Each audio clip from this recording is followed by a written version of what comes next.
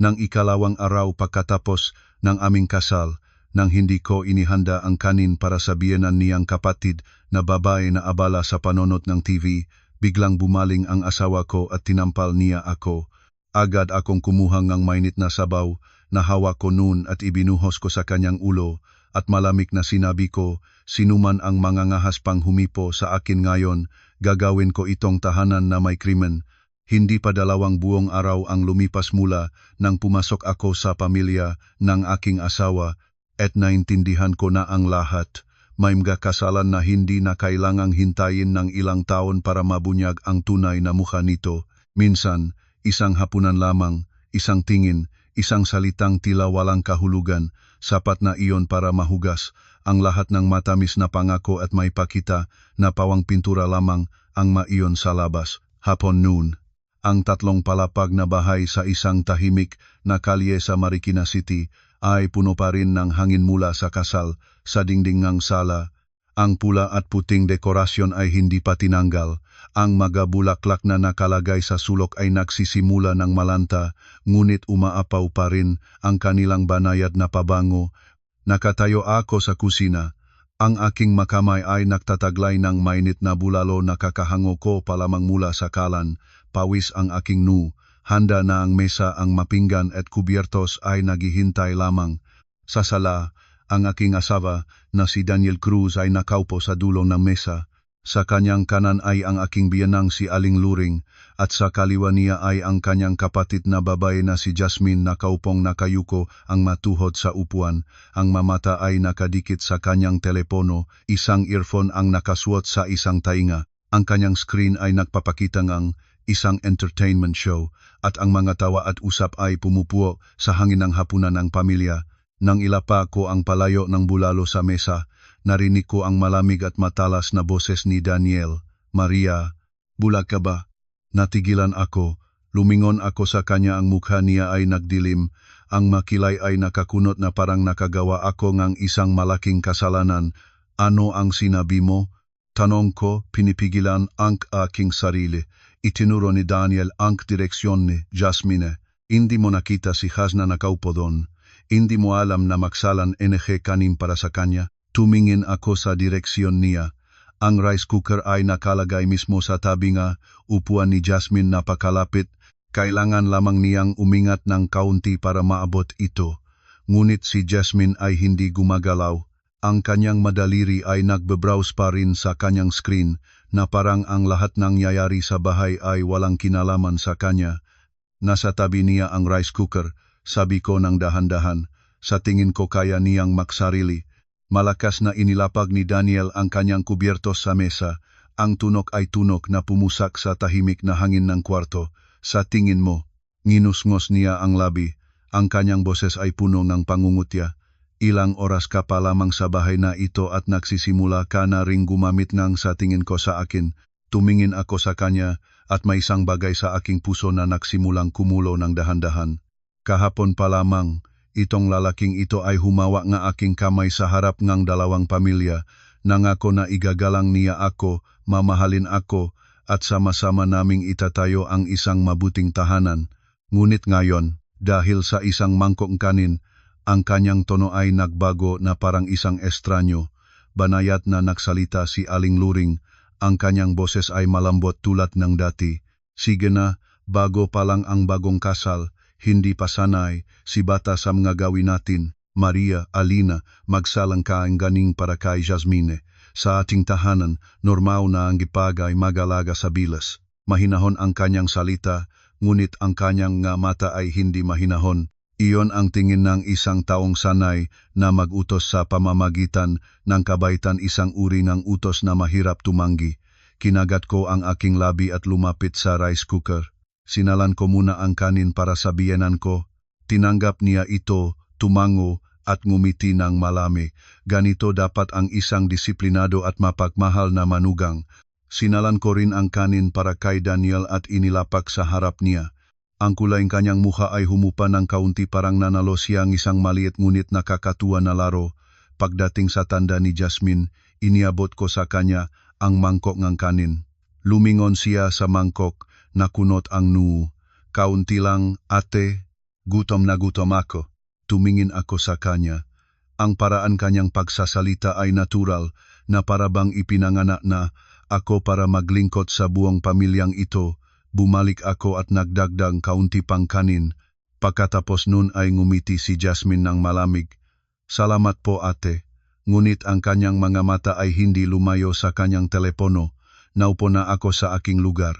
Ang mangkok kanin sa harap ko ay umuusok pa, ngunit naramdaman ko na may isang bagay sa aking lalamunan na namamaga, nagsimulang kumain ang lahat. Dumampot si Daniel ngang piraso ngang pork adobo, nginunguya ito at nagpahayag, sa susunod, mas kaunting toyo. Hindi kami kumakain ng maalat sa bahay na ito. Mahinahon kong sumagot. Opo. Saglit na lumipas, nagsalita muli si Aling Luring. Maria, ilang araw ka nagbakasyon para sa kasal? 10 araw po, kasama ang 2 weekend kaya 12 po. Tumango siya. Sige, sa mga araw na iyon, manatili ka sa bahay at matutong ang gagawi ang aming pamilya. Pakbalik si Daniel sa trabaho, matanda na ako, at si Jasmine ay abala pa sa kanyang mapag-aral. Ang magawaing sa loob at labas ay kailangan mong pangalagaan. Tumingala ako. Po, pagkatapos ng bakasyon ko sa kasal, kailangan kong bumalik sa trabaho. Malapit na ang aming proyekto sa completion stage, hindi magandang matagal akong wala. Ang sandok ni Daniel ay tumigil sa ere. Tumingala siya at tumingin sa akin. Bumalik sa trabaho. Napag-usapan na natin iyan bago tayo nagpakasal. Ngumiti ng malamig si Daniel. Bago tayo nagpakasal ay bago tayo nagpakasal. Ngayon asawa ka na ko, iba na ang lahat. Narinig ko ang aking puso na tumibok ng malakas. Ano ang ibig mong sabihin? Sumisinot siya sa kanyang upuan. Ang kanyang boses ay malamig na parang yelo. Ibig kong sabihin, mag-resign ka sa iyong trabaho. Una, hanapin ka ng mas magaan na posisyon. O pangalawa, tumigil ka na ng tuluyan. Manatili ka sa bahay at alagaan ang pamilya. Matanda na ang aking ina. Si Jasmine ay abala pa sa pag-aral. May pressure ang aking trabaho, kailangan ng babaeng nagmamalasakit sa bahay na ito. Natulala ako, akala ko nagmalingha ako. Sinasabi mo sa akin na mag-resign. Walang anumang emosyon si Daniel. Lagi ka namang nag-overtime, uwi kang gabi. Kung asawa ka na at ganyan pa rin ang buhay mo, ano na ang silbi? Inilapak ko ang aking tinidor, naging malamig ang aking makamay. Iyon ang trabaho na siniguraduhan ko sa loob ng maraming taon. Malapit na akong mapromote bilang team leader, bakit mo biglang pinagtitigilan? Bago pa makapagsalita si Daniel, pumasok si Jasmine, hawak pa ang kanyang telepono. Tama naman si Kuya Daniel, ate, ang mababaeng may asawa na ay dapat mag-alaga sa tahanan, hindi patuloy na magtratrabaho. Sino ang magluluto, sino ang mag-aasikaso sa asawa, sino ang mag-aalagang mag-aanak sa hinaharap. Lumingon ako sa kanya, ang mukha niya ay bata, ang labi ay makinang, ang mga kuko ay maingat na nagawa, ngunit ang kanyang masalita ay punong isang lipas na pag-isip na nakakainis. Dahan-dahang nagsalita si Aling Luring, huwag kang mag-isip na makaluma ako, ngunit ang pagkakaiba ng mga babae ay nasa kapayapaan ng kanilang tahanan. Kahit gaano kagaling ang iyong trabaho, kapag hindi ka marunong mag-alaga ng asawa, mahirap maging masaya. Naramdaman ko ang aking malabi na nanginginig. Pinigilan ko ang aking boses na maging tahimik. Hindi ko inisip na ang trabaho at pamilya ay dalawang bagay na magkaaway. Maari silang pagsamahin. Natawa ng malamig si Daniel. Paano mo pagsamahin? Buong araw sa computer, umaga ka palayo, gabi ka dumating. Maria, sasabihin ko sa iyo, ng diretso, hindi kailangan ng bahay na ito ng isang asawang palaging nasa labas. Kailangan kong babaeng marunong mag-alagang asawa, magsilbi sa ina at mamuhay ng naayon sa kanyang tungkulin. Ang dalawang salitang iyon tungkulin ay nahulog sa mesa ng hapunan tulad ng isang mabigat na bato. Tumingin ako sa lalaking nakaupo sa harap ko. Iyon pa rin ang mukha na dating pinagkakatiwalaan ko, na dating akala ko ay magiging sandigan ko sa buhay. Ngunit pagkatapos ng mahigit isang araw ng kasal, ang maskara ng kabaitan ay nabasag na. at nailantad ang isang taong pamilyar ngunit malamig palalo at puno ng pagmamangiyahe. Huminga ako ng malalim at ang aking boses ay mababa ngunit malinaw. Kung hindi ako sumasang-ayon, ano ang mangyayari? Tahimik ang buong mesa. Tumingin si Daniel sa akin. Ang kanyang nga mata ay nagsimulang lumubog sa kadiliman. Alam ko na mula sa sandaling iyon, ang hapunang ito ay hindi na isang ordinaryong hapunan. Naging makapal ang hangin sa mesang ang hapunan. Tumingin ako kay Daniel at tumingin siya sa akin tulad ng isang taong nagmasid sa isang tao na nakagawa ng hindi mapapatawad na kasalanan. Isang minuto pa lang ang lumipas nang subukan ko pang maniwala na ito ay unang alitan lamang pagkatapos ng kasal at kung sasalita ako ng malinaw, maunawaan niya. Ngunit ang kanyang tingin ay nagpatinggala sa akin na ang problema ay hindi kailanman tungkol sa pag-unawa. Ang problema ay gusto niyang sumunod ako, walang kondisyon. Umakbay si Daniel sa gilid ng mesa. Ang kanyang boses ay malamig na tulad ng tubig sa taglamig. Kahit hindi ka sumasang-ayon, kailangan mong sumang-ayon. Sinabi ko na, hindi tinatanggap ng bahay na ito ang uringang manugang na umalis ng umaga at uwi ng gabi at pabayaan ang kanyang asawa. Hindi ko kailanman pinabayaan ang sinuman. Gusto ko lamang ituloy ang aking trabaho. Ikaw mismo ang nagsabi bago tayo nagpakasal na igagalang mo iyon. Natawa ng malamig si Daniel. Naniniwala ka sa pangako bago ang kasal. Iba nun, iba ngayon. Ang salitang iyon ay parang isang hindi nakikitang sampal na tumamang diretso sa aking mukha. Narinig ko ang aking puso na tumibok ng malakas sa aking dibdib, sumasakit at galit. Kaya pala ang mga bulaklak na dala niya sa aking opisina, ang mga beses na nakatayo siya sa ulan habang naghihintay na mag-overtime ako, ang mga pangakong pagkatapos ngang kasal ay maari pa rin akong mamuhay nang naayon sa aking mga pangarap.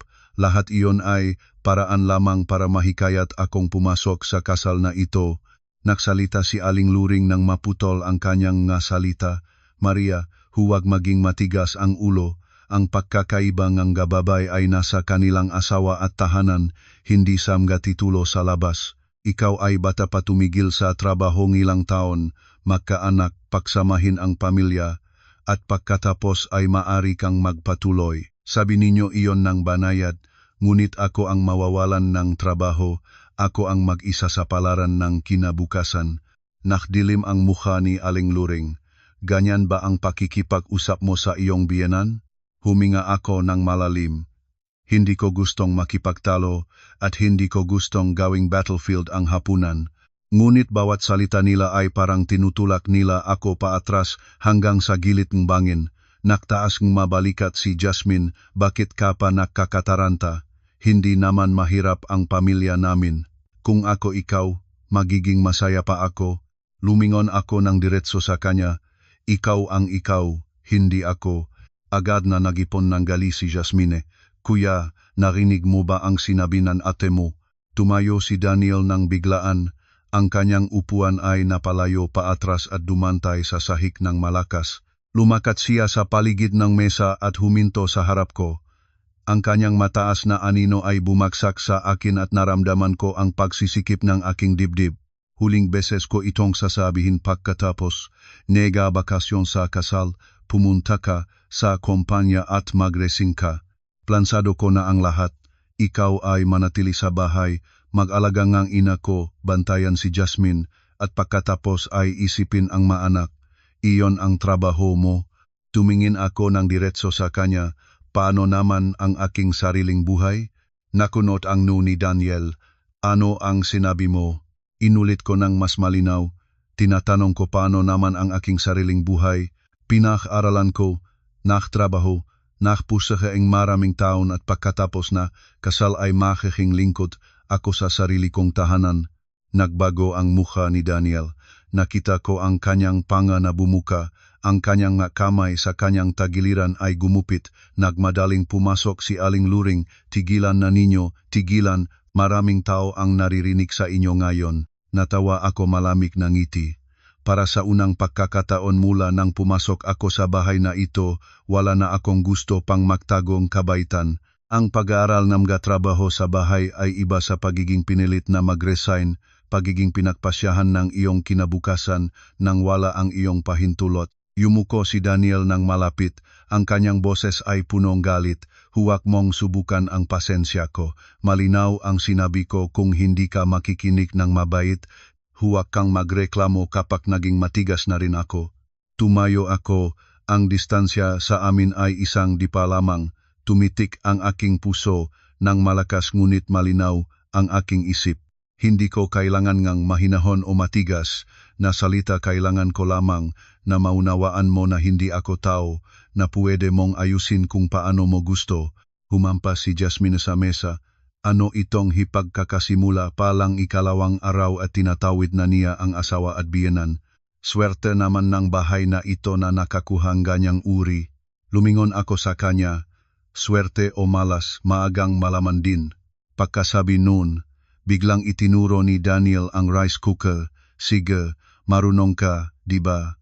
Pumunta ka roon at magsala ng kanin para kay Jasmine ngayon at kumuha ng sabaw para sa lahat. Gusto kong makita kung gaano katagal mong matitiis ang pagiging matigas. Tumingin ako sa kinaroroonan ng kanyang kamay. Ang palayok ng sabaw ay umuusok pa, ang mesa ay puno pa. Ngunit sa aking mga mata ay nagbago na ang lahat. Hindi na mesa ngang hapunan ang mesa na ito. Ito ay lugar kung saan sinisikap nilang sirain ang aking kalooban sa bawat maliit na bagay, sa bawat salita, sa bawat tinatawag nilang magandang ugali. Dahan-dahang nagsalita ako, isang salita bawat salita. May mga kamay si Jasmine, may mga kamay si Aling Luring, may mga kamay ka rin. Wala namang pilay dito. Namatay ang buong kwarto. Nakapoy ang mukha ni Daniel. Alam ko na tinamaan ko ang kanyang pagmamatas, ang bagay na pinakain mula kaninang pagpapahintulot ng kanyang ina at kapatid.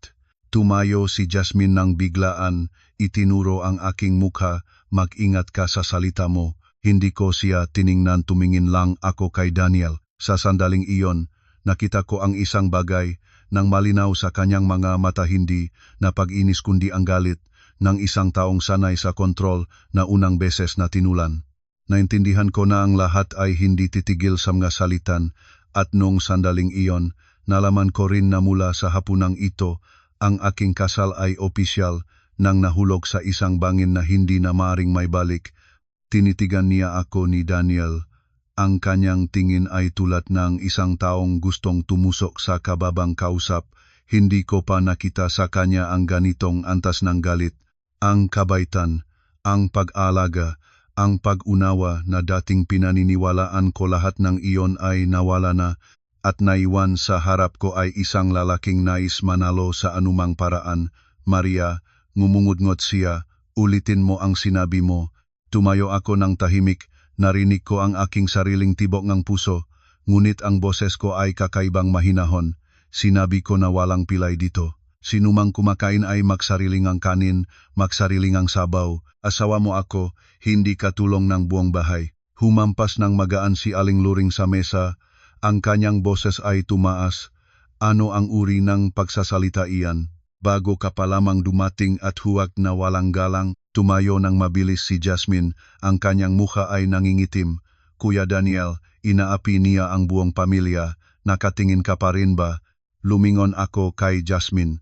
Mula sa simula ngang hapunan, ni isang beses ay hindi siya kumuhang kanin para sa sarili, ni isang beses ay hindi siya nagbuhos ng tubig para sa sarili, ngunit ang kanyang tono ay tulad ng isang taong pinakamalakas na nasaktan. Sinasabi ko lamang ang katotohanan. Gustong lahat na gawin ang pakuhang isang mangkok ng kanin na isang pagsubok para mapayuko ako. Tama ba? Lumabas pa ng isang hakbang si Daniel. Ang distansya sa amin ay napakalapit na makikita ko ang bawat ugat na berde na tumatayo sa kanyang lig. Akala mo ba matapang ka? Ikalawang araw pa lamang ang kasal at gusto mo nang sakupin ang iyong asawa. Tumingala ako. Hindi ako sumasakop sa sinuman, hindi lang ako luluhod. Pagkatapos niyon, parang sumabog ang kwarto. Itinuro ni Jasmine ang aking mukha. Nanay, nakita mo ba?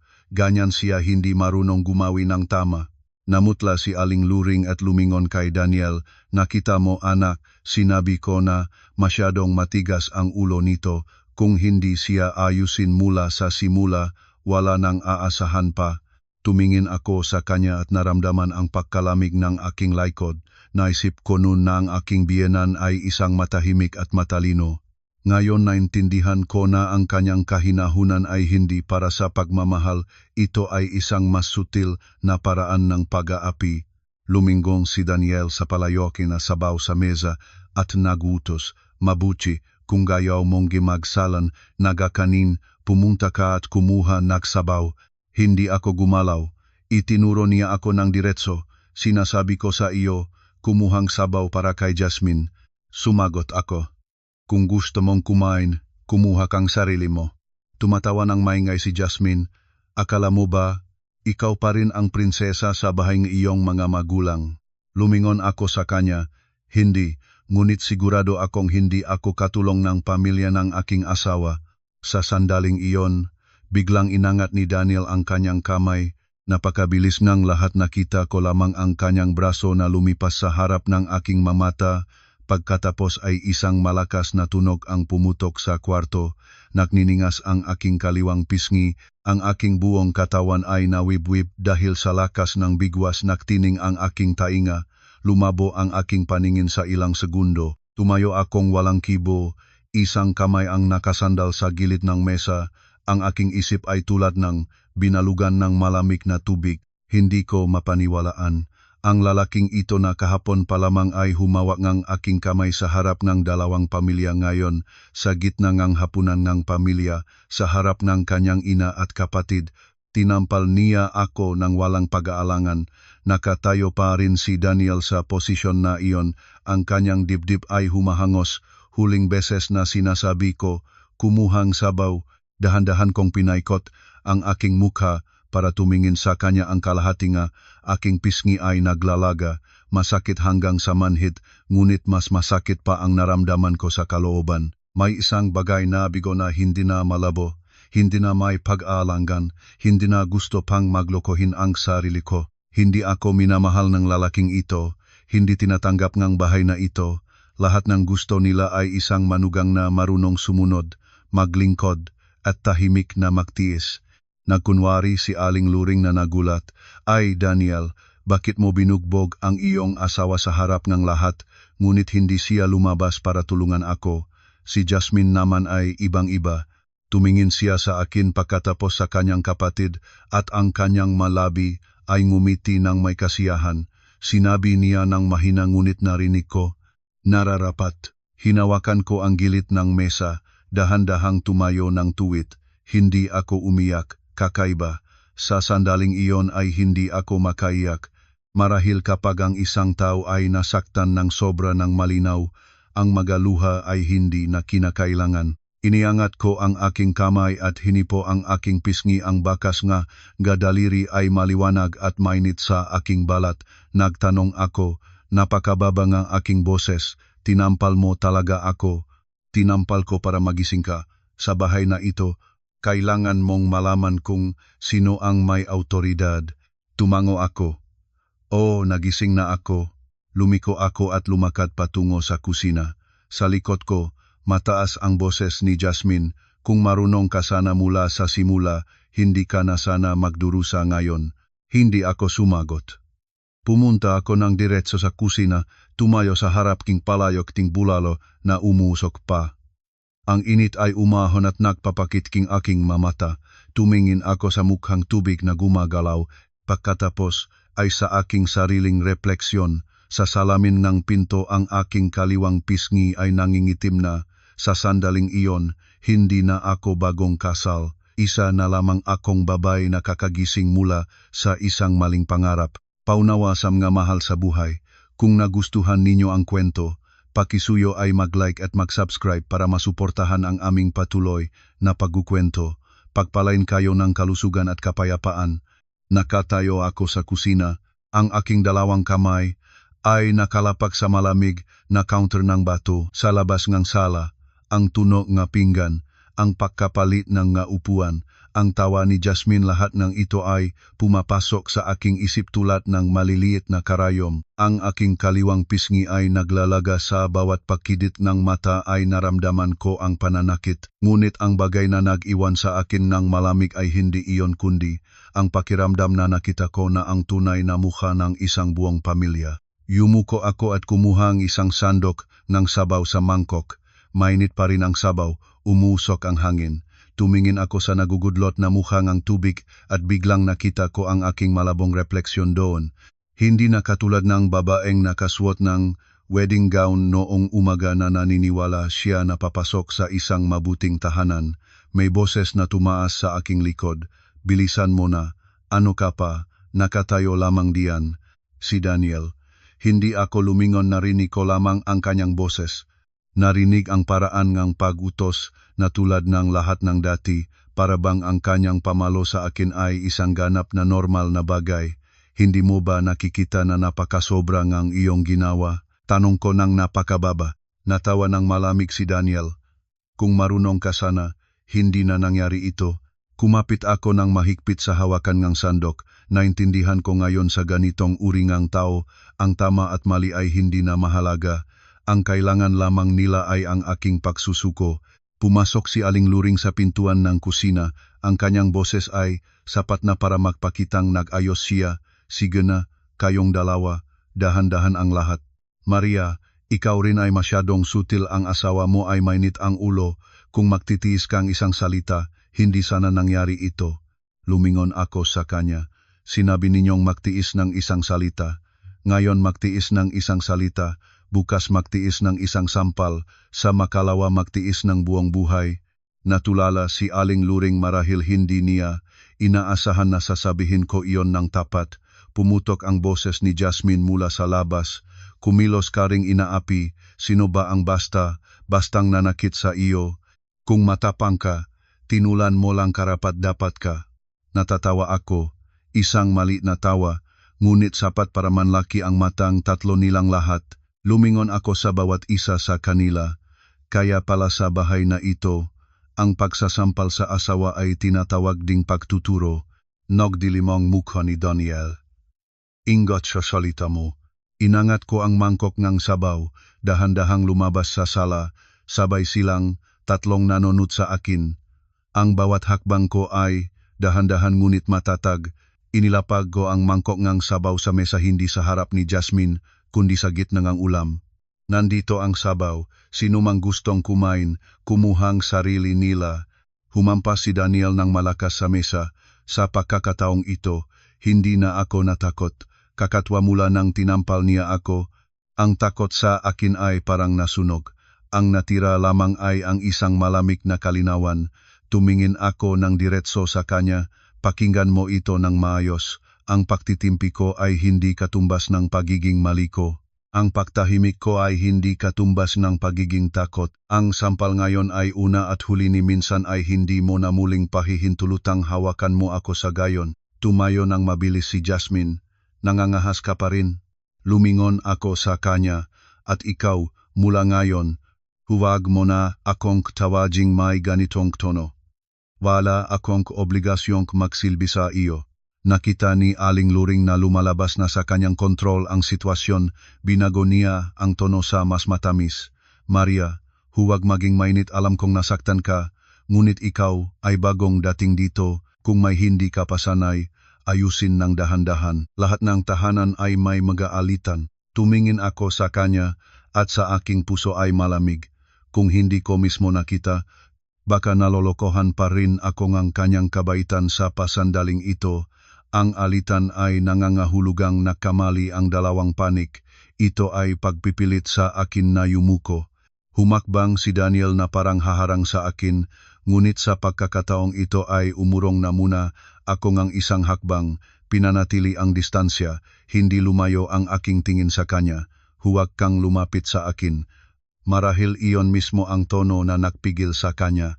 Hindi dahil naramdaman niya na nagkamali siya, kundi dahil napagtanto niya na hindi na ako ang babae na pumasok sa kanyang bahay kahapon.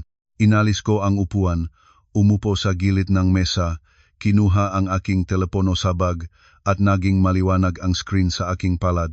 Nakunutang ni Daniel, ano ang gagawin mo? Binuksan ko ang kamera. Sa harap ko ay malinaw, 5 markangang nga daliri sa aking pisngi, namumula na ang balat, medyo namamaga. Kumuha akong isang litrato, pagkatapos ay isa pa. Nanlaki ang mata ni Jasmine, ano ang kinukuha mo? Hindi ako tumingin pataas, ebidensya.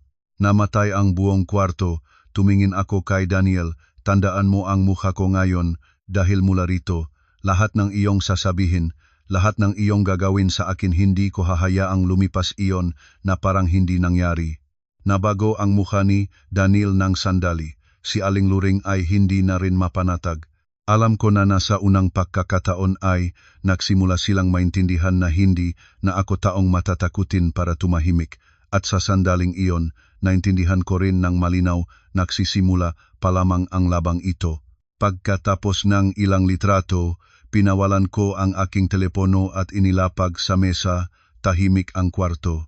Nakatayo si Daniel sa harap ko, ang kanyang mukha ay nagbabago-bago mula sa galit hanggang sa pagkamangha, pagkatapos ay naging madilim tulad ng isang taong binuhusan ng malamig na tubig. Marahil hindi niya inaasahan na magagawa ko ito. Sanay siya na mag-utos at susundin ng iba, sanay sa pagkainit at pagpapatahimik ng lahat sa kanya kaya nang makitang mahinahon akong nagtatago ng ebidensya ng kanyang sampal, nagsimula siyang mawalan ng kontrol. Nagsalita muna si Aling Luring, ang kanyang boses ay nagtatangkang maging malambot ngunit halata na ang pag-alala.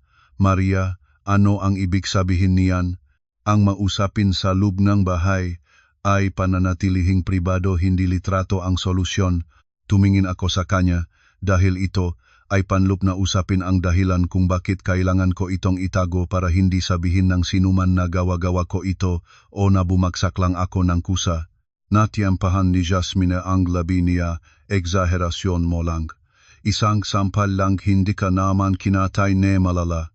Lumingon ako sa kanya. Isa lang na sampal ay sapat na para maunawaan ko kung saan ako naroroon. Huminga ng malalim si Daniel, natawa ng malamig. Sige, gusto mong gawing malaking usapin, di ba? Sumagot ako, hindi ako gumagawa ng malaking usapin. Ikaw ang unang nagbuhat ng kamay. Pinipit niya ang kanyang mamata. Kaya, ano ang gusto mo? Umupo ako ng tuwid, hindi kumikidad. Gusto kong humingi ka ng tawad. Biglang tumawa si Jasmine na parang narinig ang pinakakatawa-tawang bagay sa mundo. Nangangarap ka ba? Si Aling Luring naman ay nakunot ang no. Maria, huwag kang mapabibigla. Nagsalita si Daniel. Si Luring ang mainit nun, ikaw rin ang nagtusok, kaya nawalan siyang gana. Bagong kasal, huwag palakihin ang mumunting bagay. Sumagot ako ng malinaw. Hindi ako nagpapalaki ng anuman, kayo ang nagmamaliit ng isang bagay na hindi maliit. Inalis ni Daniel ang upuan at umupo, ngunit hindi dahil humupa ang kanyang galit. Umupo siya para mabawi ang kanyang posisyon, ang mabraso ay nakatiklop, ang boses ay mas malamig kaysa dati. Gusto mo akong humingi ng tawad? Mabuti. Nanigas akong kaunti, hindi dahil naniniwala ako, kundi dahil mukhang kakaiba. At nga, nagpatuloy siya, ngunit una, kailangan mong aminin ang iyong pagkakamali. Humingi kang tawad sa aking ina. Humingi ng tawad kay Jasmine para sa iyong walang galang na saloobin. Pagkatapos mangako na hindi ka na muling makikipagtalo sa asawa sa harap ng pamilya. Tumingin ako sa kanya at biglang naramdaman ko ang isang bagay na kakabit ng kalungkutan. Ibig sabihin, ikaw ang tumalo sa akin, ngunit ako pa rin ang unang humingi ng tawad. Walang emosyon si Daniel. Kung hindi ka nag-usig sa akin, hindi iyon nangyari, ikaw ang sanhi. Sa sandaling iyon, unti-unti akong nagbukas ng aking app ng recorder, hindi ko alam kung kailan ko ito sinimulan. Marahil sa sandaling nagniga ang aking pisngi, ang aking instinct na protektahan ang sarili ay automatikong nagising. Pinindot ko ang iSav, pinalitan ang pangalan ng file ng mesa ng hapunan, ikalawang araw. Habang ginagawa ko iyon ay sinabi ko, ituloy mo, nakikinig ako ng maayos. Agad nagbago ang kulay ng mukha ni Aling Luring. Nagre, record ka ba? Opo. Namutla si Jasmine. Baliw ka ba? Hindi ko siya tiningnan. Hindi. Natututo lamang akong protektahan ang aking sarili. Tumayo nang biglaan si Daniel. Burahin mo iyan ngayon din. Tumayo rin ako. Ngayon ay hindi na ako umatras. Huwag ka nang magutos pa sa akin. Naktama ang aming matingin. Sa kanyang mamata ay nakita ko hindi lamang ang galit, kundi ang pagkabigla ng isang taong napagtanto na ang kanyang biktima ay hindi na maamo. Madaling lumapit si Aling Luring, hustong hawakan ang aking kamay hunit umiwas ako. Natulala siya, binabaan ang kanyang boses. Maria, tigilan mo na. Maliwanag ko itong sinasabi, ang paggawa mo niyan ay makakasama lamang sa iyo, bagong kasal, at nais mong malaman ng mga kapitbahay at kamag-anak sino ang mababahala. Sumagot ako, kung natatakot kayo sa kahihiyan, dapat ay pinigilan ninyo si Daniel bago pa siya umaksyon. Natigilan siya, lumingon si Jasmine kay Daniel nang may gulat. Kuya Daniel, tutuo siyang magtatago ang mga ito paano kung ipapaabot niya sa pamilya niya. Paggarinig ko niyon, lumamig ang aking puso. Kaya pala ang pinakakinatatakutan nila ay hindi ang pagsasakit sa akin, kundi ang kanilang reputasyon na masira. Inalis ko ang upuan, kinuha ang aking bag, at sinabi, hindi na ako makakakain sa hapunang ito. Agad naharang si Daniel sa daan ko. Saan ka pupunta? Sa kwarto. Nangangalit siya, hindi pa ako nagbibigay ng pahintulot. Natawa ako, isang maikling tawa na kahit ako mismo ay nahangaan. Kailangan ko pang hintayin ang iyong pahintulot para sa aking sariling kwarto? Sinabi ko iyon at lumiko. Gustong hawakan ni Daniel ang aking braso, ngunit marahil naalala ang recording at natigil sa isang saglit. Isang saglit lamang iyon, ngunit sapat na para makalayo ako at lumakat ng diretso patungo sa hagdan. Sa likod ko, mabilis ang boses ni Aling Luring. Maria, hintayin mo, hindi pa tapos si nanay. Hindi ako lumingon. Alam ko na kung ako ay nananatili ron ngang isa pang minuto, maaari akong mapahagulgol o makapagsalita ng gabagay na mas mapait pa. At ngayon ang pinakakailangan ko ay hindi ang patuloy pang pagtatalo. Kailangan ko ang katahimikan para mapag-isipan kung ano na ang susunod na gagawin. Mabilis akong umakyat ng hagdan. Ang aking makamay ay mahigpit na kumapit sa bag hanggang pumutla ang mga nukal ko. Bawat hakbang ay parang tinatapak ko ang isang pakiramdam ng kahihiyan at kalinawan na magkasama. Hindi ako umiyak, hindi pa. Hanggang sa wakas ay naksara ang pintuan ng silid tulugan sa aking likod at pinahiwalay ako sa mga sigaw, sa tunog ng gapinggan at sa matinding hininga mula sa ibaba. Nung sandaling iyon, nararamdaman ko ang aking matuhod na naging malambot. Sumiksik ang aking laikot sa pintuan at dahan-dahan akong umupo sa malamig na sahig. Nandun pa rin ang hangin ng kwarto mula sa gabing kasalin. Ang pulang bedsheet ay hindi pa pinalitan. Ang dalawang malaking titik na love na nakadikit sa aparador ay maliwanag pa rin. Ang makahon na wedding favors ay nakasalansan sa sulok. Ang maliit na bulaklak sa dressing table, lahat na ito ay parang nakangisi sa akin. Kahapon pa lamang, naisip ko na ito ang simula ng aking bagong buhay, ngunit ngayon ito na ang lugar kung saan kailangan kong kanlungan para huminga. Kinuha ko ang aking telepono at binuksan muli ang front camera. Ang kaliwang pisngi ko ay mas namaga kaysa kanina. Ang mga bakas ng 5 daliri ay malinaw na naiwan sa aking balat, isang walang awa na paalala na lahat ng aking naranasan ay totoo. Kumuha pa ako ng ilang litrato, nagpalit ang anggulo, sinindihan ang liwanag, pagkatapos ay iniligtas ang ito sa isang natatanging folder, pagkatapos ay binuksan ko ang recording at pakinggan ang isang bahagi. Ang boses ni Daniel, ang boses ni Aling Luring, ang boses ni Jasmine, bawat salita ay malinaw. Ipinadala ko ang lahat sa aking cloud storage.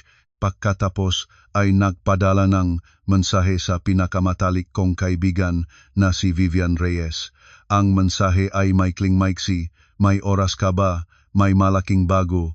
Hindi agad sumagot si Vivian. Naintindihan ko siguradong nasa trabaho pa siya ngayon.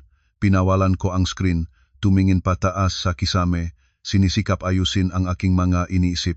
Una, pangalagaan ang ebidensya. Pangalawa, Panatilihing may trabaho sa anumang paraan. Pangatlo, huwag hayaang mahiwalay mula sa lahat ng tao sa loob ng bahay na ito. Habang nag-isip ako, nanginig ang aking telepono, hindi si Vivian, kundi mensahe mula sa aking boss na si Sir Ramon Valdez. Tikas na aking puso. Maikli ang mensahe. Maria, tinawagan kami ng iyong asawa kahapon at sinabi na pinag-iisipan mo ang pag-resign pagkatapos ng kasal. Pakikumpirma mo ba ito? Tinitigan ko ang screen ng ilang saglit at may malamig na damdamin na dumaan sa aking likod. Kaya pala hindi lamang sinalita ni Daniel ito, nagsimula na siyang kumilos bago pa ako pumasok sa bahay na ito. Nais niyang putulin ang aking daan pabalik, gawin ang aking pag-resign bilang isang nagawa na. Agad akong tumawag kay si Ramon. Sa sandaling sumagot ang kabilang dulo, agad akong nagsalita. Sir Ramon, paumanhin sa pagkagambala sa inyong pahinga. Wala akong intensyong mag-resign at hindi ko kailanman pinahintulutan ang sinuman na makipag-usap sa aking ngalan tungkol doon. Bumaba ang boses ni Sir Ramon, inisip ko na may problema kaya tinanong ko, okay ka ba? Naktahimik akong 2 segundo. Hindi ko gustong ikwento ng buo sa telepono, ngunit hindi ko rin kayang itatago ng ganap. Okay po ako, may ilang personal na bagay na nangyayari, ngunit kumpirmasyon ko sa inyo na magbabalik ako sa trabaho pagkatapos ng bakasyon sa kasal. Agad na nagsalita si Sir Ramon. Sige, huwag kang mag-alala sa trabaho, ang desisyon mo lamang ang may bisa.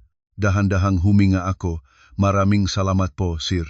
Natapos ang tawag ngunit malamig pa rin ang aking makamay. Kung hindi nagtanong si Sir Ramon ngayon, hindi pa nalalaman ang sukdal ng pagpaplano ni Daniel. Habang iniisip ko ito, mas lalong sumasikip ang aking lalamunan. Hindi lamang gusto nitong kontrolin ang aking buhay, gusto niyang alisin ang lahat ng dahilan para makapagtayo ako ng mag-isa. Biglang tumuktok sa labas ng pinto. Maria, buksan mo, boses ni Daniel. Tahimik akong umupo. Kumatok siya ng mas malakas. Sinasabi kong buksan mo. Hindi pa rin ako sumasagot. Pagkaraan ng ilang sandali, pumasok ang boses ni Aling Luring, mas malambot ngunit hindi naman less forceful. Maria, buksan mo para makausap tayo ng nanay. Mag-asawa kayo, ayusin ang problema sa loob, huwag palakihin. Tumingin ako sa pintuan, tuyo ang aking lalamunan. Alam ko na kung bubuksan ko ito ngayon, wala silang bigyan akong oras para mag-isip, pipilitin nila akong magsalita, aminin ang pagkakamali, umayon muna. At kapag umurong ako ngayon, urong na ako habang buhay. Tumayo ako, lumapit sa pintuan ngunit hindi binuksan, sinabing sapat para marinig sa labas, ayaw kong makipag-usap ngayon. Kung kailangan ko, magsasalita na ako ng kusa. Sa labas ay nagtahimik muna ng isang saglit, pagkatapos ay nagngangalit si Daniel, huwag kang gumawa ng ganyan. Pinikit ko ang aking mamata, ang aking kamay ay nakapatong sa loob ng pintuan, ngunit kapag nagsalita ako ay kakaibang tahimik ang boses ko. Kung patuloy kang kumatok, magre-record na naman ako. Lumipas ang ilang segundo nga, katahimikan sa labas. Pagkatapos ay narinig ko ang mga yapa ni Daniel na umatras. Hindi nagtagal, narinig ko si Aling Luring na hinahatak siya palayo. Ang boses ni Jasmine ay nagreklamo ng kaunti sa ilalim ng hagdan. Pagkatapos ay tahimik na naman ang kwarto. Umupo ako sa gilid ng kama, tumingin sa maleta sa sulok. Kalahati pang nga damit ay hindi pa nakaunpak mula sa kasal. Sa unang pagkakataon, naisip ko na marahil ay hindi ko dapat lahat ay inilabas. Matagal akong nakaupo sa gilid ng kama. Ang aking mamata ay nakabaon sa maleta na hindi paganap na nabuksan. Ang maletar iyon ay dinala rito ng punong pananampalataya ng isang babae na bagong kasal. Inisip ko na mag-aayos ng bawat blusa sa aparador, bawat gamit sa mesa, dahan-dahang gagawin ang kwartong ito na isang mabuting tahanan. Ngunit ngayon, tumingin ako at parang ito ay isang paraan ng pagtakas na nakahiga ng tahimik sa sulok. Naghihintay, biglang nanginig ang aking telepono. Sa pagkakataong ito ay si Vivian. Sa sandaling sinagot ko ang tawag, ang kabilang dulo ay nagmadali, nasaan ka? Ano ang nangyari? Nakita ko na ang litrato, ano iyon sa iyong piski? Sa pagkarinig ng boses ng kaibigan, nabita ang aking lalamunan, pinigilan ko ang sarili, nasa bahay nga asawa ko. Nagsumpa si Vivian ng isang beses, pagkatapos ay binabaan ang boses. Si Daniel talaga ang tumalo sa iyo, sumagot ako. Oh, isang salita lamang, ngunit parang inilantad ko ang lahat ng katotohanan. Pagkasabi nun ay naramdaman ko ang bigat ng aking puso. Dahil sa sandaling iyon lamang, tunay akong nangahas na aminin sa aking sarili na ang kasal na ito ay lumiko sa isang napakatakot na landas. Naktahimik ng ilang sandali si Vivian, pagkatapos ay nagtanong, ano ang gagawin mo? Tumingin ako sa pintuan, hindi ko pa alam ang lahat, ngunit tiyak na hindi ako mananatiling tahimik at hahayaan silang gawin kung ano ang gusto nila. Agad na nagsalita si Vivian, kung kailangan mong lumipat dito, huwag kang mag-isa roon ng matagal. Pinikit ko ang aking mamata, ganon din ang iniisip ko. Ngunit kung paano at kailan, kailangan ko munang mag-isip ng mabuti. Dahil kilala niya ako, hindi na siya nagurge pa. Sinabi lamang niya, tandaan mo itong isang bagay, huwag mong burahin ang anumang ebidensya. Litrato, recording, mensahe, lahat ay itago. At kung hindi ka ligtas, tawagan mo agad ako. Mahinahon akong sumagot. Oh, pagkatapos ng tawag, inilapag ko ang aking telepono. Ang salitang huwag kang mag-isa roon ng matagal ni Vivian ay inulit-ulit sa aking isip. Lumingon ako sa aparador. Sa isang gilid ay ang aking madamit na nakabitin ng maayos. Sa kabilang gilid ay ang madamit ni Daniel. Kahapon pa lamang, nung binibigyan kong lugar ang aking mablusa roon, naramdaman ko pa rin ang kapayapaan. Naisip ko na papasok na sa isang bagong kabanata. Hindi ko inakala na ang bagong kabanatang iyon ay magsisimula sa isang sampal at mga walang katwirang hinihingi. Tumayo ako, binuksan ang drawer ng dressing table at kinuha ang maliit na folder ng mga dokumento na dinala ko mula sa aking pamilya, mga ID, bankbook, employment contract at ilang mahalagang personal na papel. Maganda na sanay akong mag-ingat kung ano ang mahalaga, palagi ko itong inaalagaan. Sinuri ko ang bawat isa, pagkatapos ay maingat na inayos muli. Habang ginagawa ko ito, naging mas malinaw ang aking isip. Binuksan ko ang banking app, sinuri ang payroll account, savings account, at maliliit na investment, lahat ay nasa lugar pa. Agad kong binago ang internet banking password, email password, phone lock code, at binuksan ang two-factor authentication. Pagkarang sabi niyon, nararamdaman ko na ang aking dibdib ay medyo gumaan. Sa labas ng bahay, may mga tunog muli, parang natapos na silang kumain. Tunog ang gaupuang nagagalaw, tunog ang gripo, pagkatapos ay boses ni Jasmine, Nanay, magdalang ang gamot kay Kuya Daniel mamaya ha, gamot. Natawa ako ng malamig, tinampal ni Daniel ang kanyang asawa, ngunit ang lahat ng pag-aalaga ng pamilya ay para sa kanya. Habang ang aking pisngi ay namumula ni isang katanungan mula sa sinuman kung masakit ako, umupo ako muli. Binuksan ang recording file at pakinggan ito mula sa simula hanggang dulo. Sa bawat beses na naririnig ko ang boses ni Daniel, parang may nahuhulok pang piraso ng ilusyon sa loop ko. Inakala ko noon na ang kasal ay lugar kung saan ang dalawa ay magtatulungan sa hirap.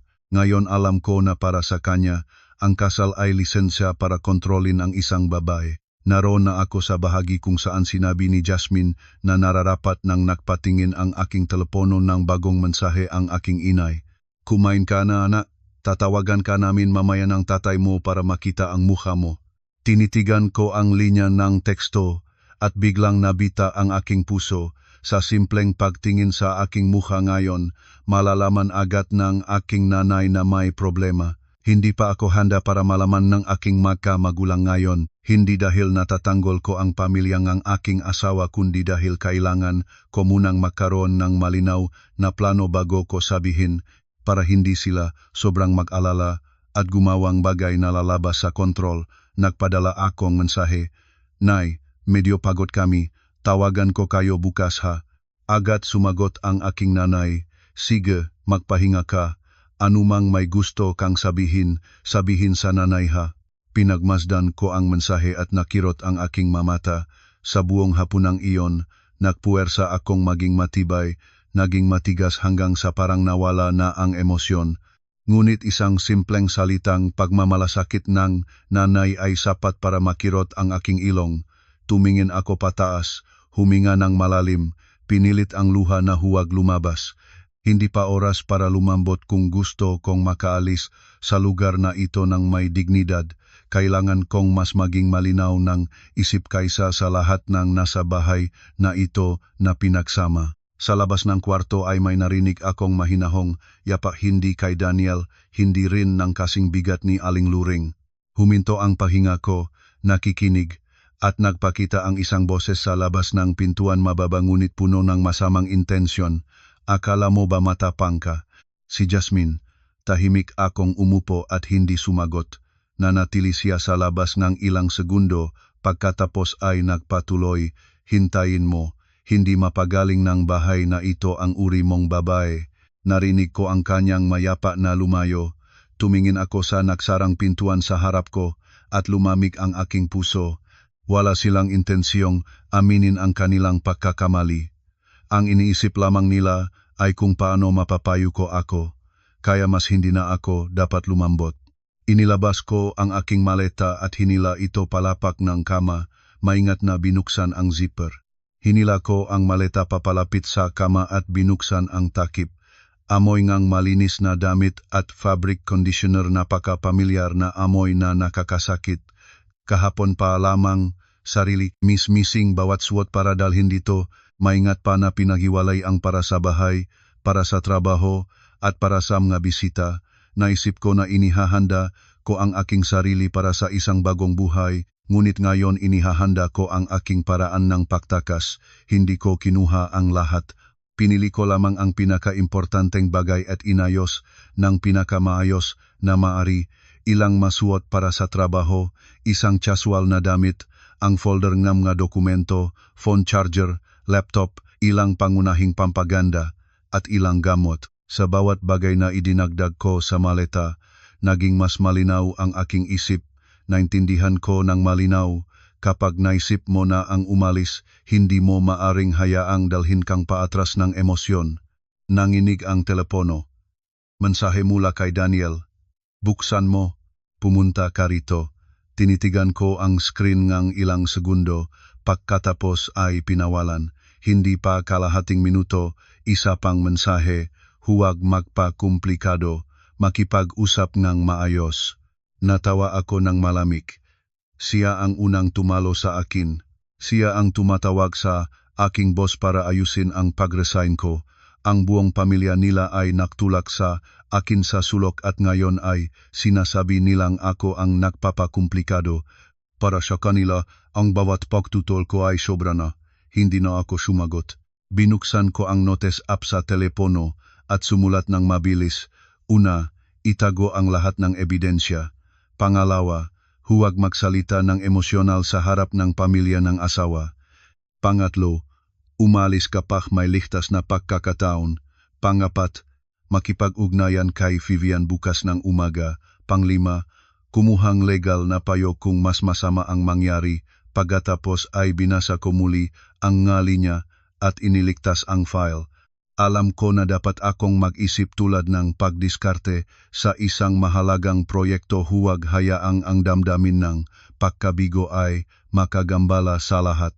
Dahil sa laban na ito, kung malambot akong kahit kaunti, makikita nila ito bilang pagkakataon na itulak pa. May tumutuktok muli sa labas. Sa pagkakataong ito ay ang boses ni Aling Luring.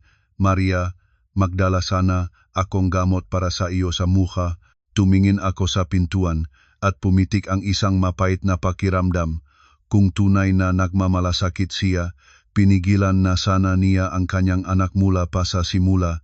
Ngayon, ang gamot ay paraan lamang para magpakita siya na hindi naman siya masamang tao, para may paliwanag pa siya paglaon. Sumagot ako sa pintuan.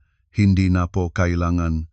Naktahimik si Aling Luring ng ilang segundo. Pagkatapos ay nagpatuloy, kahit papaano ikaw ay bagong manugang, kahit may problema, dahan-dahan lang sabihin. Kung hindi mo pa nasanay sa lahat, iayos ng dahan-dahan, ang bawat tahanan ay may hindi pagkakaunawaan. Pinikit ko ang aking mga mata. Mahigpit na hawak ang telepono. Magtiis ngang isang salita, magtiis ngang isang sampal, magtiis ngang buong buhay. Nagsalita ako ng hindi napakataas ngunit malinaw. Kung tunay na gusto ninyong makaroon ng kapayapaan, dapat ituro ninyo kay Daniel na huwag muna siyang kumilos. Natigilan ang labas. Paggaraan ng ilang sandali, mahinahon ang magayapa ni Aling Luring na lumayo. Umupo ako ng matagal, pagkatapos ay tumayo at pumasok sa banyo. Sa salamin, ang aking kaliwang pisngi ay naging maitim na ang kulay, bahagyang namaga sa guhit ng pisngi. Kinuha ko ang malamig na bimpo at maingat na ipinantaw sa bawat ulit na humipo ay tumitikim ng sakit. Ngunit ang sakit din ang nagtutulak sa akin na mas maging malinaw ngang isip. Pinaalalahanan ako nito na ang lahat ng nangyari ngayon ay hindi maaring balewalain sa pamamagitan ng anumang kalahating humihingi ng tawad. Bumalik ako sa kwarto at kakaupo ko pa lamang ay tinawagan na ni Vivian ng video. Hindi ko sinagot, nagpadala lamang ng mensahe. Namumuga pa ang mukha ko, mag-text muna. Agad sumagot, "Kaya ka lumabas?" Isinagot ko, "Kaya, ngunit hindi pa ngayon." Nagpadala muli si Vivian, "Kapag paalis ka na, sabihin sa akin maaari akong pumunta o mag-order ng sasakyan para sa iyo."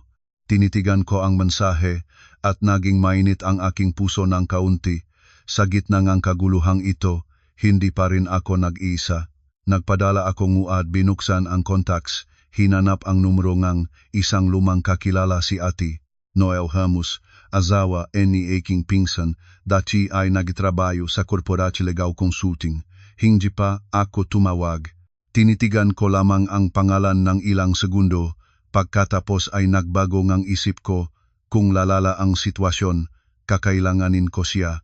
Sa sandaling iyon, mula sa ibaba ng bahay, ay tumaas ang boses ni Daniel ng malakas. Marahil ay nainis siya sa kanyang ina at kapatid dahil hindi nila nagawa na mapabago ang aking isip. Tunog ng isang bagay na inilapak ng malakas sa mesa, boses ni Jasmine na nagpapaliwanag. Boses ni Aling Luring na pinagaana, nagsama-sama ang lahat ng tunog na iyon sa isang mabigat na ingay. Nakaupo ako sa kwarto at narinig ko ang lahat at ang aking puso ay naging malamig tulad ng tubig. Ilang araw pa lamang ang lumipas, naisip ko pa rin na ang bahay na ito ay magiging simula ng isang bagong buhay. Ngayon, kahit ang kanilang matinih lamang ay nararamdaman ko na ang pagsisikip na gusto ko nang makaalis na agad. Muling kinandado ang pintuan, pagkatapos ay hinila ang maleta papalapit sa kama. Pagkatapos ay kumuha pa ngang isang malaking bag at inilagay ang mga natirang papeles at mahahalagang bagay. Pagkaraang matapos, binalot ko ang telepono sa silent mode maliban lamang sa mga tawag mula sa pamilya at sa boss. Sa labas, unti-unti nang gumugutom ang takip silim. Ang dilaw na ilaw ng balkonahe ay pumukaw ng mapulaw na liwanag sa loob ng kwarto. Nakaupo ako sa kama, tumingin sa dalawang bag na nakayos na, at naramdaman ang isang kakaibang pakiramdam sa puso ko. Wala na akong gulat tulad ng maghapon, wala na akong shock hanggang sa manginig ang mga kamay. Sa halip ay isang malamig na katahimikan. Alam ko na nagsimula na akong lumayo sa kasal na ito mula nang hinila ko ang maleta. At alam ko rin na bukas ay hindi magiging madali ang lahat. Gabi na nun at halos hindi na ako nakatulog. Naiga akong nakatahilid sa hilid ng kama. Ang aking mga mata ay bukas na nakatutok sa kisame. Nakikinig sa bawat maliit na tunog sa bahay na kahapon pa lamang ay tinawag kong bahay nga asawa. Minsan ay tunog ang pintuan sa ibaba na bumukas ng malakas. Minsan ay mabibigat na yapa ni Daniel na nakpapalikot. Minsan naman ay boses ni Aling Luring na mahina at pira-piraso. Hindi malinaw ang bawat salita, ngunit sapat na para malaman ko na nag-uusap pa sila tungkol sa akin. Wala na akong gusto pang hulaan kung ano ang kanilang sinasasabi. Alam ko na mula sa sampal na iyon, kami at sila ay nakatayo na sa dalawang magkaibang bahagi. Bandang halas 11 ng gabi, nagnining muli ang aking telepono. Si Daniel pa rin, bukas bumaba ka at makipag-usap ng maayos sa nanay. Matagal kong tinitigan ang mensahe, pagkatapos ay pinawalan ang screen, maayos. Isang lalaking tinampal ang kanyang asawa at tumatawag sa boss niya para mag-ayos ng pag-resign, ngayon ay gumagamit ng salitang iyon na parang siya ang pinakamaayos na tao sa mundo, hindi ako sumagot. Naintindihan ko habang mas maraming mensahe ang ipinapadala namin ng isa't isa, mas mataas ang panganib na mapasama ako sa ritmo ng galit na itinakda nila. Umiwas ako at kumuha ng maliit na notebook mula sa bag, binuksan at mabilis na nagsulat. Oras ngang pangyayari, nilalaman ngang hapunan, maga sinabi ngang bawat isa hanggang sa makaalala pa ako. Kailan nangyari ang sampal, pagkatapos ay sino ang nagsalita ngang ano, hindi ko gustong mapalampas ang anumang detalye. Maaring kailangan ko ito sa hinaharap o hindi, ngunit alam ko na kailangan kong itago ang lahat. Pagkaraang magsulat, ibinaba ko ang notebook. Sa labas ng bintana, tahimik na ang kalye. Ang ilaw, posta ay nagbibigay na dilaw na liwanag sa pader sa kabila. Tumingin ako sa liwanag na iyon at naramdaman ang pagkatuyong aking puso. Isang araw lang ang lumipas at naisip ko pa rin ang maaraw ng kapayapaan, ang pag-uwi mula sa trabaho at may naghihintay. Ang isang maliit na pamilya na dahan-dahang nabubuong may kabutihan, ngunit pagkaraan ng wala pang 2 araw, ang natira sa akin ay ang pag-iingat. Bandang madaling araw, nakatulog ako ng ilang sandali. Pagdating ng mahigit alas 6, muling ginising ako ng pagtuktok. Maria, gumising ka na, bumaba para sa almusal at makipag-usap. Si Aling Luring. Umupo ako, tumingin sa orasan, pagkatapos ay sa 2 bag na nakaayos sa tabing ng kama. Sa aking puso ay hindi na ganong nagbabago tulad noong gabi. Alam ko na dapat akong bumaba hindi para makipagkasundo, kundi para marinig kung ano ang gusto nilang sabihin at pagkatapos ay magpasya ng mag-isa. Nagbihis ako, tinali ang buhok ng maayos, tumingin sa aking kaliwang pisngi sa salamin. Naroon pa ang bahid, ngunit medyo humupa na. Naglagay ako ng manipis na tinted moisturizer, ngunit hindi pa rin matago ng buwang bakas ng mga daliri sa balat.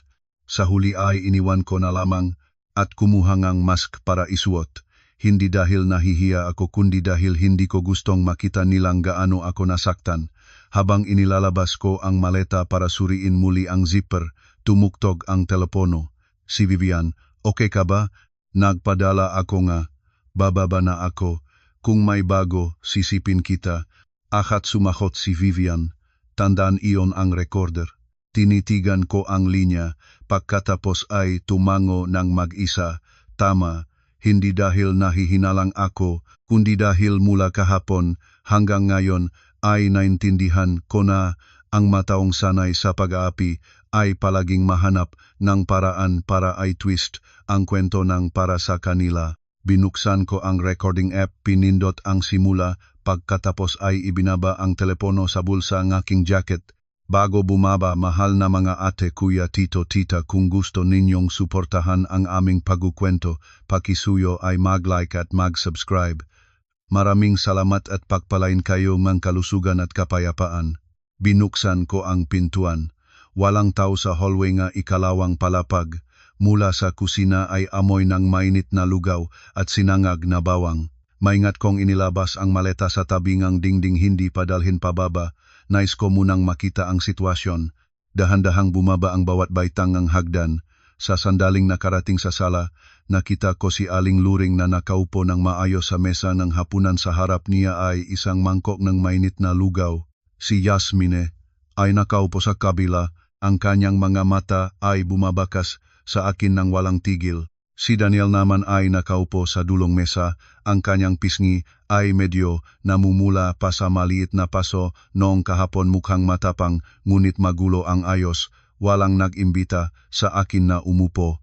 Pinamasdan lamang nila ako, parang naghihintay kung gaano kalayo ako hahayaang makontrol.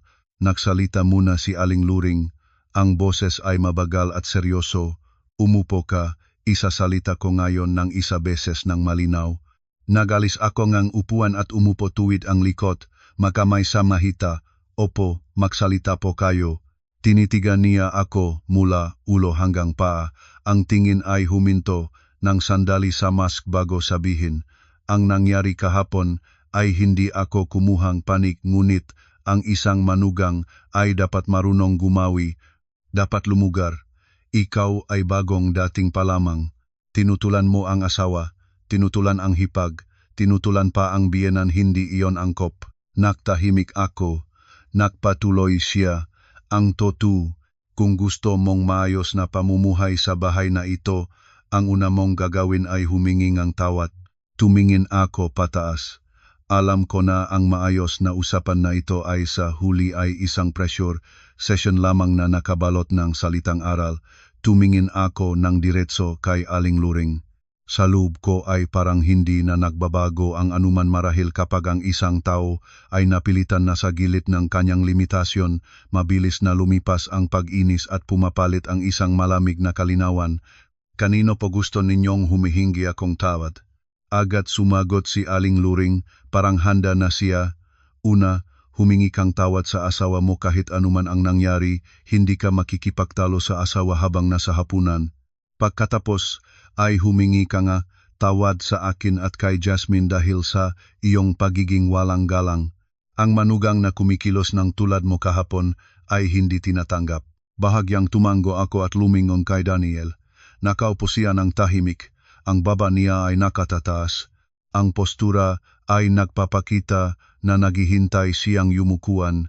Sa kanyang pisngi ay medyo namumula pa dahil sa paso, ngunit sa kanyang nga mata ay walang anumang pagsisisi. Paano naman ang sampal kahapon? Tanong ko. Nginusngos ni Daniel ang labi. Gustong-gusto mo pang banggitin iyon? Bakit hindi? Tinampal mo ako sa harap ng iyong ina at kapatid. Iyon ang dapat na banggitin muna. Agad pumasok si Jasmine. Huwag ka ng magtataas. Ang kuya ko ay naalab nun, nagkamali lamang. Lumingon ako sa kanya. Isang lalaki ang naalab at tinampal ang kanyang asawa para sa iyo. Nakamali lamang iyon. Napatigil si Jasmine saglit. Pagkatapos ay nagipon ng galit. Nakita ni Aling Luring na nagsisimula na naman itong maging tensyonado at agad nagsalita. Tama na, ang pagbanggit sa nakaraang pangyayari ay hindi makakatulong sa paglutas ng problema. Tinawag kita rito para sabihin ang solusyon. Kung talagang gusto mong ituloy ang kasal na ito, kailangan mong ipababa ang iyong pride. Nagtahimik ako ang ilang segundo. Pagkatapos ay nagtanong, mas malinaw po, ano ang ibig ninyong sabihin? Mabagal at tiyak nagsalita si Aling Luring. Una, humingi kang tawad kay Daniel at sa buong pamilya. Pangalawa, mula ngayon huwag nang makipagtalo ng ganyan. Pangatlo, pagkatapos ng bakasyon sa kasal, pumunta sa kumpanya at humiling ng mas magaan na trabaho o magpahinga muna sa bahay, hindi maaring tuloy-tuloy na magulo ang bahay na ito. Pagkarinig ko noon, biglang nagustuhan kong matawa. Kaya pala ito ang tinatawag nilang maayos na usapan, hindi para aminin ang pagkakamali, hindi para mag-ayos, kundi para pilitin akong tanggapin ang lahat ng kanilang kondisyon sa ilalim ng dahilan ng pangangalaga ng pamilya. Inalis ko ang aking mask. Ang bakas nga, gadaliri sa aking pisngi ay malinaw na naipakita sa harap ng tatlo nilang lahat. Tingnan ninyo ng maayos, ito ang presyo ng pagiging hindi maunahin ang pride. Nakunat ang mata ni Aling Luring, ngunit mabilis na lumayo ang tingin niya. Huwag mong palakihin. Pinalalaki ko ba o nilalampasan ninyo ang bawat hangganan ko? Sa pagkakataong iyon nagsalita si Daniel. Ang boses ay mababa ngunit nagnangalit. Tapos ka na ba? Lumingon ako sa kanya. Hindi pa. May isang bagay pa akong gustong itanong. Sino ang nagbigay sa iyong pahintulot na tumawag sa aking boss para pag-usapan ang aking pag-resign nang wala akong kaalaman? Natulala si Daniel ng isang saglit, napakabilis, ngunit nakita ko pagkatapos ay sumagot. Asawa mo ako. Kung ano ang maganda para sa pamilya, sasabihin ko, maganda para sa pamilya o maganda para kontrolin ako. Namanhid ang hangin sa kwarto. Agad pumasok si Aling Luring. Ano ang klaseng pagsasalita iyan? Ang asawa mo ay nag-aalala sa iyo at iniisip mo pa rin ang pinakamasama. Kung tunay na nag-aalala, hindi siya magtatago ng pagtawag sa aking boss mula ng bago pa ang kasal. Nanlaki ang mata ni Jasmine habang tumingin kay Daniel, mukhang nung sandaling iyon pa lamang niya nalaman ang bagay na iyon. Mas lalong naging madilim ang mukha ni Daniel. Humampas siya sa mesa. Sa huli, ano ang gusto mo? Agad akong sumagot. Walang pag-atubili, gusto kong igalang ako. Natawa ng malamig si Daniel. Igalang? Kumikilos ka ng ganyan kahapon at nagrereklamo ka pa rin ng respeto? Dahon-dahong sumagot ako. Ang respeto ay hindi lamang para sa mga taong marunong yumuko. Namatay ang buong sala. Inalis ko ang upuan at tumayo. Agad na naktanong si Aling Luring, saan ka pupunta? Sa tingin ko, sapat na ang usapang ito. Tumayo rin nang biglaan si Daniel. Umupo ka. Walang nagbigay ng pahintulot sa akin. Tumingin ako sa kanya ng walang kirot. Nakamali ka mula nang inangat mo ang iyong kamay at tinampal mo ako. Wala ka ng karapatang magpasya kung ako ay uupo o tatayo, mananatili o aalis. Pagkasabi nun, lumiko ako at naglakad patungo sa hagdan. Sa likod ko, mabilis ang boses ni Aling Luring na tumawag sa akin. Nagreklamo si Jasmine. Bumaksak ang upuan ni Daniel sa sahig ng malakas. Nungait, hindi ako luminghon. Alam ko na kung nakalinlangan pa akong kahit isang segundo, muling kukubulin nila ako at nagpasya na ako. Hindi na ako mananatili rito para maghintay ng ikalawang sampal. Pumunta ako ng diretso sa kwarto at isinara ang pintuan, ngunit hindi agad kinandado. Matatag pa rin ang aking mga kamay, ngunit ang puso ko ay tumitibok ng mabilis. Sa ibaba ng bahay, pataas ng pataas ang boses ni Daniel. Nawala na ang kanyang pagpipigil. Isang taong sanay sa pagpapasaklaw, sanay sa pagsunod ng iba ay talagang mahirap tanggapin kapag may tumayo ng tuwid sa harap niya. Lumingon ako sa maleta sa tabing ng kama. Halos lahat na mahalaga ay nakaayos na mula pa kagabi. Mga damit, papeles, pera, charger, laptop, ilang personal na gamit. Isang bagay na lang ang naitira, ang pagpapasya kung kailan ang oras na lalabas sa bahay na ito. Nagbibirhin ang telepono ng paulit-ulit. Binuksan ko 5 tawag mula kay Daniel, 2 mensahe. Bumaba kaagad, huwag akong pilitin. Binasa ko, pinatay ang screen, at nagpadala kay Vivian ng 1 linya. Alis na ako. Halos agad tumawag si Vivian. Sinagot ko ito, binabaan ang boses. Lumalabas na ako sa bahay. Agad nagtanong si Vivian, ikaw lang, kailangan bang sasakyan? Habang hinihila ang zipper ng maleta, mabilis kong sagot, mag-order ka para sa akin sa pasukan ng kalye, mga 50 metro mula sa bahay. Ayaw kong nakatayo sa harap ng gate. Hindi na nagtanong si Vivian. Si, 5 minuto pa lang darating. Ang driver ay si Kuya Rodi, ang plate number ay ipapabot ko. Mahinahon akong nagsabi, pagkatapos ay ibinaba ang tawag. Sa sandaling iyon, maririnig mo na ang dugdog ng mga paa sa labas. Kumatok ng malakas si Daniel sa pintuan.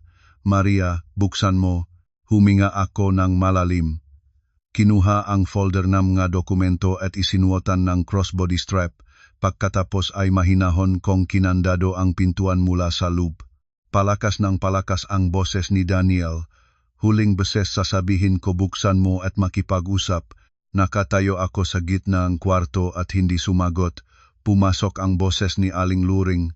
Maria, huwag kang gumawang gulo. Kung may gusto ka, dahan-dahan natin itong usapan. Tumingin ako sa pintuan. Ang aking puso ay hindi na nagbabago. Mula kahapon hanggang ngayon ay narinig ko na ang napakaraming dahan-dahan lang. Huwag palakihin, dapat magtimpi ang babae. Ngunit wala sa mga salitang iyon ang ginamit para pigilan ang nagbuhat ng kamay muna.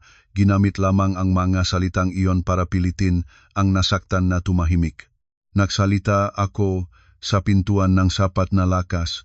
Aalis ako, huwag ninyong abalahin pa ako. Sa labas ay nagdahimik ng sagli, pagkatapos ay nangganggali si Daniel. Manggangahas ka? Sumagot ako. Mas mangangahas akong manatili. Mas malakas pang kumatok ang pintuan ay gumagalaw. Umurong ako ang isang hakbang. Ang makamay ko ay hindi sinasadyang kumapit ng mahigpit sa bag. Nangangalit ang mga salita ni Daniel, kapag lumabas ka sa bahay na ito, huwag ka nang bumalik. Natawa ako ng malamig kahit hindi niya nakita, huwag ka nang mag-alala, wala rin akong plano. Ang salitang iyon ay parang nagdagdag gasolina sa apoy. Narinig ko siyang nagsumpa, pagkatapos ay ang mataas na boses ni Jasmine, kung may tapang ka, lumabas nga ng tunay. Si Aling Luring ay nakmamadaling naksabi, tihilan ninyo, maririnig ng kakapitbahay. Binuksan ko ang telepono at sinuri ang mensahe ni Vivian. Nandun na ang sasakyan. Tumingin ako sa orasan, pagkatapos ay sa bintana. Ang kwarto ay nasa ikalawang palapag. Ang balkonahe ay nakaharap sa daanan sa likod. Hindi kailangan ng aking panganib, kailangan ko lamang ng isang sandali na hindi sila magmalasakit. Hinila ko ang maleta sa pintuan at naghintay ng ilang segundo. Sa labas, nagsimulang bumaba ang boses ng pagtatalo pababa sa haktan. Marahil si Aling Luring ay hinahatak si Daniel pababa dahil natatakot sa ingay. Sa sandaling iyon, maingat kong binuksan ang kandado ng pintuan, isang maliit na puwang, walang tao sa hallway. Hindi na ako nag-alinlangan.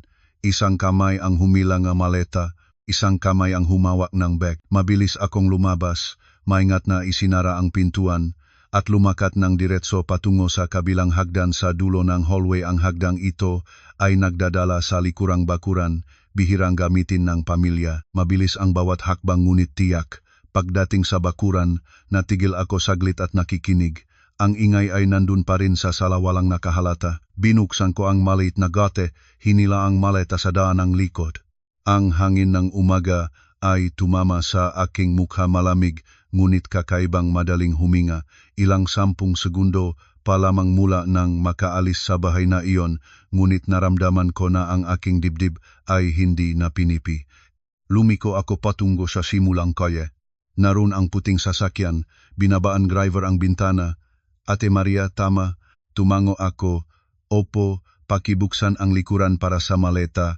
Sa sandaling inilagay ko ang maleta sa trunk, nagsimulang tumunok ang telepono si Daniel. Tinitigan ko ang screen at hindi sinagot, pinawalan, pagkatapos ay isa pa, at isa pa. Kinansela ko ang kanyang numero doon mismo. Umupo sa likurang upuan, lumingon para makita ang maliit na kalye na nagdadala sa bahay na pinakasalan ko nang wala pang 2 araw ang nakalipas. Tahimik ang gate sa labas, ay walang nakaalam kung ano ang nangyari sa loob.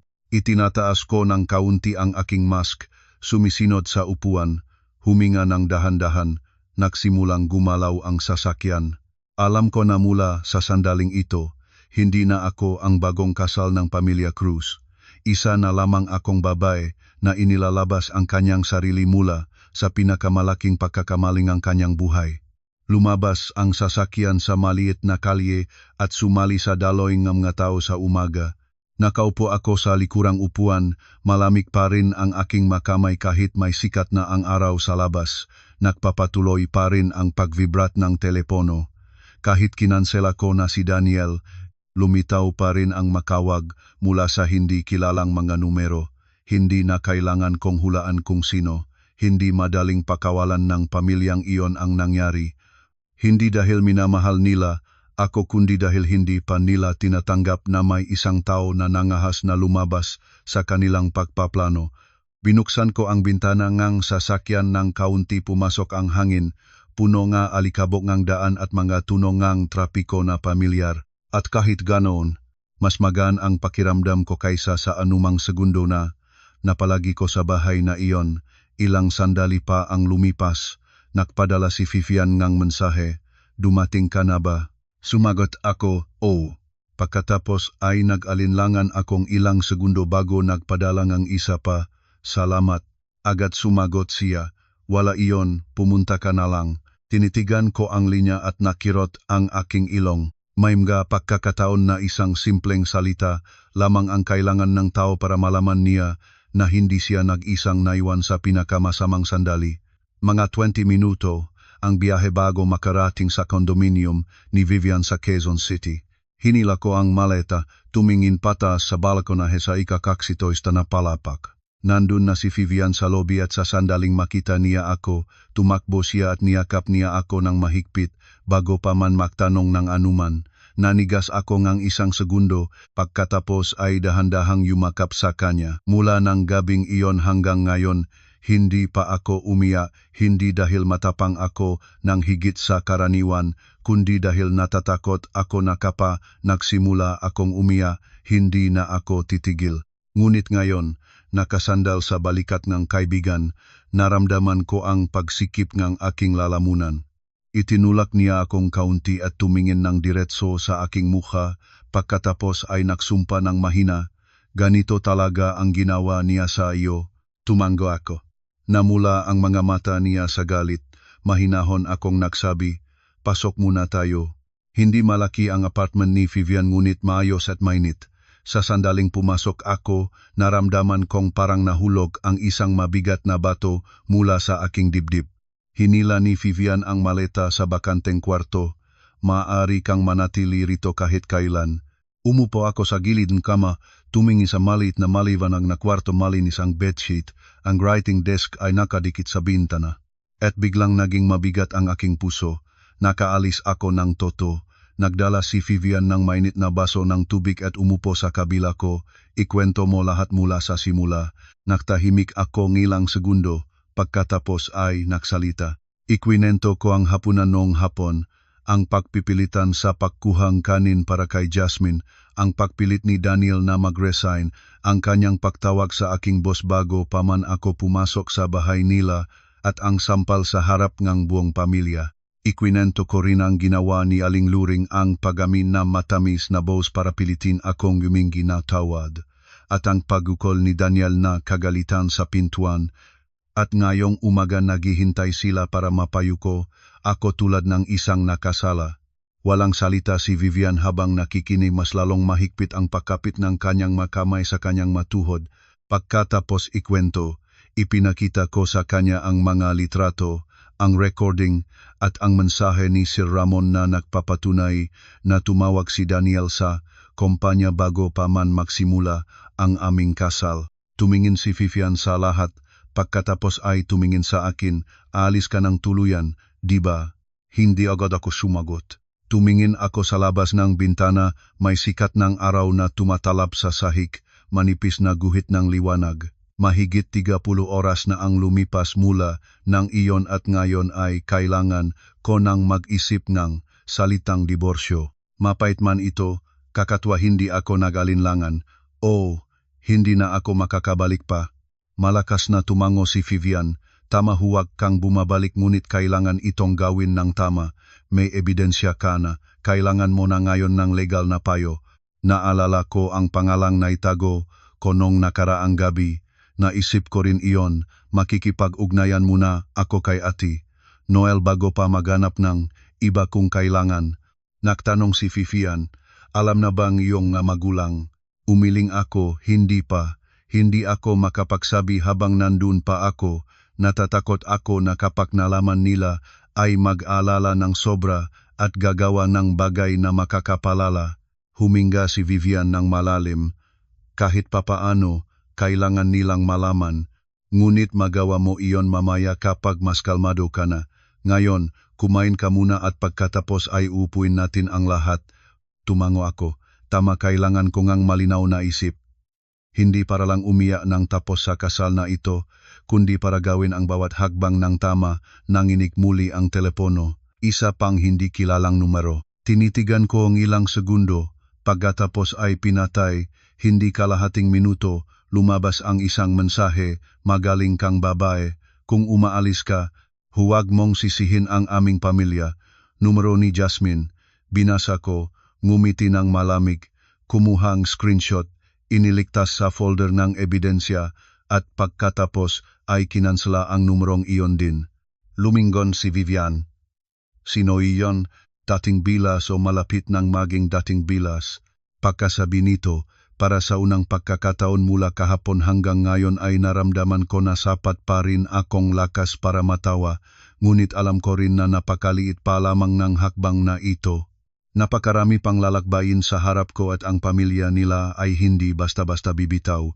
Nang hapon ngang araw na iyon, pagkatapos kumain ng mainit na lugaw na niluto ni Vivian, umupo ako sa maliit na mesa sa tabi ngang bintana at binuksan ang lahat ng litrato, recording, mensahe at magatalang oras. Habang inayos ko ang bawat isa, mas nagiging maliwanag ang aking isip.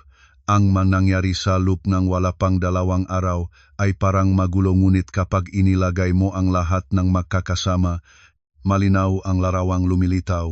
Isang seryeng ng may layuning hakbang, mula sa lihim na pagtawag ni Daniel sa aking boss bago pa ang kasal, hanggang sa pagpilit sa akin na mag-resign, sa paggamit ng hapunan para suriin ang aking reaksyon sa sampal, at sa pagtutulungan ng buong pamilya para pilitin akong aminin ang pagkakamali. Wala sa lahat na iyon ang nakmula sa impulsibo. Nagtiwala lamang ako sa maling tao. Nakaupo si Vivian sa kabila, tumutulong sa akin sa pag-record ng mga mahahalagang oras habang nagtanong, "Nakatago ba ang litrato ng iyong marriage certificate?" Tumango ako, "O nasa folder ng mga dokumento." "Mabuti. Mga ID, employment contract, bank statements, mga mensahe, recording, litrato ang pasa lahat iyon, pagsamahin at itago ng maingat." Kinuha ko ang folder ng dokumento at inilatag ang bawat bahagi sa mesa. Sa pagtingin sa mga papeles, naalala ko ang gabing iyon bago ang kasal, ang aking nanay ay nagtayo sa tabi ko at isa-isang binalaan ako, "Kapag umalis ka ng may sariling tahanan, ang unang mahalin mo pa rin ay ang iyong sarili." Noon ay natawa pa ako at inakala ko na sobra ang pag-aalala ng nanay. Ngayon, dito ako nakaupo at naintindihan ko ang ibig sabihin ng masalita ng nakauna. Mayroon kang mag-aaral na darating lamang kapag nakaramdam ka ng sakit. Kinuha ko ang telepono at pinindot ang dial para kay Ate Noel Ramos.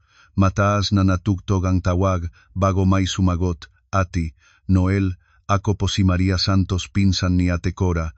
Medyo nagulat ang boses sa kabilang dulo. May nangyari ba?" Tumingin ako kay Vivian ng isang beses, pagkatapos ay naging diretso. "Kailangan ko ng tulong tungkol sa kasal at sa mga kaunay na proseso. Ang sitwasyon ko ay medyo urgent." Naktahimik si Ate Noel ng isang sandali, pagkatapos ay nagsalita, "Kung urgent, sabihin mo sa akin ng maikli." Maikling ikwinento ko ang lahat bagong kasal, tinampal ngang asawa, pagpilit sa akin na mag-resign, pagtawag sa aking boss ng walang pahintulot, mga banta mula sa pamilya, at na nakaalis na ako at may hawak na ebidensya. Pagkarinig nito, bumaba ang boses ni Ate Noel. "Unang hakbang, pumunta ka sa ospital at kumuha ng medical certificate ng pasa ng mas mabilis pa. Ikalawang hakbang, huwag baguhin ang anumang ebidensya. Ikatlong hakbang, kung desidido ka ng hindi bumalik, makipagtulungan ng mabilis sa isang taong bihasa sa family law, ipapakilala kita sa isang maaasahang abogada." Nararamdaman ko na medyo gumalaan ang aking puso. "Maraming salamat, Ate." Nagdagdag pa si Ate Noel, "Mula ngayon, kapag tumawag o nagmensahe ang kabilang panig na may banta, itago ang lahat. At huwag makipagtagpo ng mag-isa sa iyong asawa kung kailangan, sa pampublikong lugar o may kasama." "Naintindihan ko po." Pagkatapos ng tawag, nagtanong si Vivian, "Okay ka ba?" Tumango ako, ipinakilala niya ako sa isang abogada. Huminga si Vivian ng malalim, "Maganda iyon na." Sa sandaling iyon, nanginig ang aking telepono, ang aking nanay ang tumatawag. Tinitigan ko ang screen at biglang naging mabigat ang aking makamay. Kahit alam ko na kailangan itong sabihin, noong dumating na ang tunay, na sandali nanginig ang aking puso. Tumingin sa akin si Vivian, mahinahon ang boses, "Sagutin mo, hindi mo maaring itago ito ng matagal." Pinindot ko ang sumagot. Agad nagtanong ang nanay, "Nasaan ka? Hindi ka sumasagot ng ilang oras. Ano nangyari sa boses mo?" Kinagat ko ang aking labi. Lahat ng mga salita na inihanda ko ay biglang natigil sa aking lalamunan. Sa huli ay isang pangungusap lamang ang naipinta ko. "Nay, nasa bahay ngang kaibigan ako." Natigilan ang kabilang dulo. "Bahay ngang kaibigan? Bakit hindi ka nandun sa inyong bahay?" Pinikit ko ang aking mamata. "Nay, may gusto akong sabihin." Hindi na ako nagtago pang anuman. Ikwinento ko ang lahat mula sa simula hanggang katapusan, walang dinagdag, walang binago, walang pinahinaan o pinalakas. Sa simula ay mahinahon pa rin ang boses ng nanay. Ngunit nang sabihin ko na tinampal ako ni Daniel sa hapunan sa harap ng buong pamilya nila, narinig ko ang malalim na pahinga ng nanay. At mula sa malayo ay boses ng tatay ko na nagtanong, tinampal ka niya ng tunay? Naramdaman ko ang aking lalamunan na nag-urong at sumagot ng, opo. Nagtahimik ang kabilang dulong ng ilang segundo at pagkatapos ay umiyak ang nanay. Ang iyak na iyon ay parang pumunit ng huling patong ng lakas sa loob ko. Lumayo ang tingin ko, naninigas ang aking mamata. Kinuhang tatay ang telepono. Ang kanyang boses ay nanginginig ngunit nagpupumilit maging matatag. Huwag kang matakot, pupunta kami sa iyo. Agad akong nagsalita. Tatay, huwag kayong pumunta sa kanilang bahay. Nakaalis na ako, nasa ligtas na lugar ako. Ginagawa ko ito ng tama, may abogada na ako, may ebidensya. Huwag kayong sige sa galit at gumawa ngang bagay na makakapalala. Nagtahimik ang tatay ng ilang sandali, pagkatapos ay nagsalita ng dahan-dahan, sige, pakikingan kita. Ngunit tandaan mo ang pamilya natin ay walang takot sa sinuman. Hindi ka na kailangang magtiis. Bumaksak ang aking luha, hindi ko mapigilan. Pagkatapos ng tawag, matagal akong nakatayong tahimik. Si Vivian ay hindi nagsalita ng anuman, inilapag lamang sa harap ko ang isang mainit na baso ng tubig. Alam ko na mula sa sandaling ito, walang na akong paraan paatras. At sa katotohanan, wala rin akong gusto pang umurong. Kinabukasan, gumising ako ng maaga. Marahil dahil sa mga nakaraang araw ang aking isip ay laging puno nga alalahanin, kaya kahit pagod na pagod ay hindi ako makatulog ng mahimbing. Ang unang liwanag ng umaga ay pumapasok sa kurtina ni Vivian, gumagawa ngang manipis na guhit ng sinagsasahig. Umupo ako sa gilid ng kama ng ilang segundo, maingat na hinipo ang aking kaliwang pisngi. Medyo humupa na ang pamangunit kapag hinipo ay naroon pa rin ang sakit. Hindi na iyon nagtatakot sa akin. Parang isang malamig na paalala kung malambot akong kahit kaunti, maaring maulit ang lahat. Gising na si Vivian, naroon na siya sa kusina. Nang marinig niya akong lumabas, lumingon siya. Nagluto ako na lugaw. Kumain ka na, may pupuntahan tayo mamaya. Tumango ako. Dalawa kaming nakaupo sa maliit na mesa, walang masyadong salita. May mga oras na ang pagkakaibigan ay hindi kailangang maingay. Ang isang mainit na mangkok ng lugaw sa pinakamahirap na umaga ng iyong buhay ay sapat na para maramdaman mong may nagtatangkilik sa iyo. Pagkatapos kumain, nagbihis akong maayos, tinali ang buhok at kinuha ang lahat ng papeles sa bag. Bago umalis, sinuri ko ang telepono. Ilang tawag mula sa hindi kilalang numero at isang mensahe mula kay Daniel gamit ang ibang numero. Kung may matinong isip ka, bumalik ka at makipag-usap ng maayos, huwag hayaang lumayo ang lahat. Tinitigan ko ang screen ng ilang segundo, kumuha ang screenshot, iniligtas sa folder ng ebidensya. Ang wording ay mukhang mahinahon, ngunit naintindihan ko ng lubusan hindi ito pagpapalayaw. Ito ang uri ng mensahe ng isang taong naniniwala paring may karapatang itakda ang limitasyon ng iba. Ang ospital sa umaga ay punong tao, manumrong tinatawag, mayapak, maga boses na nakukumpunton sa isang linya ng maingay na ordinaryo. Nakaupo ako sa linya ng paghihintay. Mahigpit ang pagkakahawak sa bag ng papeles at biglang naramdaman ang pagod. Ilang araw pa lamang ang nakalipas, pinipili pa rin ako ng suot para sa kasal, inaayos ang schedule para sa pagbisita sa kamag-anak, nag-isip tungkol sa isang maikling ngunit mahalaga na honeymoon na hindi pa natutuloy. Ngayon ay nakaupo ako sa outpatient clinic, naghihintay para kumuha ng medical certificate dahil sa pagsampal ng asawa ko. Nang magtanong ang doktor kung ano ang dahilan, nagtahimik ako ang isang saglit bago sumagot. Tinampal ako ang asawa ko. Ang pagsasabi ng salitang iyon sa harap ng isang estranyo ay nagpabigat ng aking puso. Ngunit kakatwa agad pagkatapos noon ay naramdaman ko ang gaang. Dahil ang pagsasabi ng katotohanan, kahit maliit, ay unang hakbang para hindi ka na maglolokohan pang iyong sarili. Pagkatapos ng pagsusuri, kinumpirmang doktor na ang kaliwang bahagi ng pisngi ay may tissue injury, may bahagyang pama, at kailangan pang bantayan. Hawak ko ang papel sa aking makamay, binasa ang bawat salita na may malamig na puso.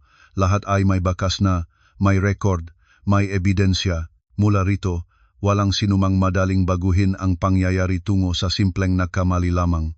Pagkalabas ng ospital, nagpadala akong mensahe kay Ate Noel.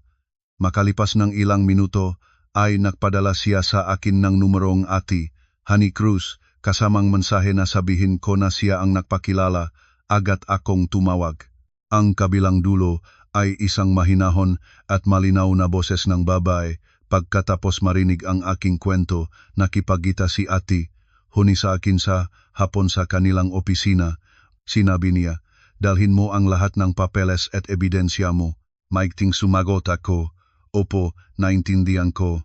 Pagkaraang ibaba ang telepono, matagal akong nakatayo sa harap ng gate ng ospital. Ang matao ay nagmamadali sa magkabilang panig, bawat isa ay may kani-kanilang kwento, at ang aking kwento, ilang araw pa lamang ang nakalipas, ay isang masayang kasal, ngayon ay nagiging medical record at abogada. Napakabilis kahit ako mismo, ay parang ito ay isang masama at mabigat na panaginip.